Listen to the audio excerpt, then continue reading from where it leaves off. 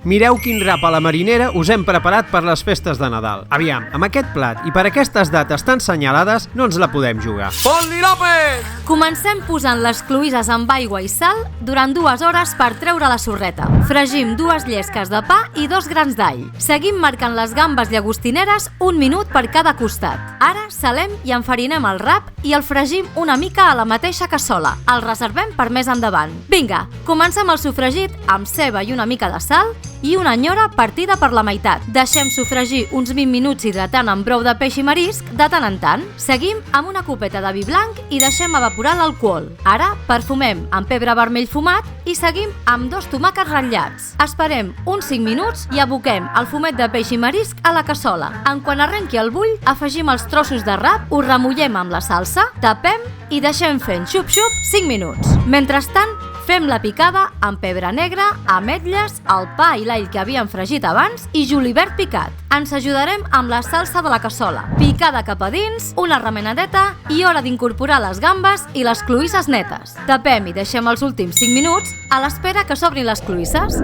Salut, bon menjar i bones festes!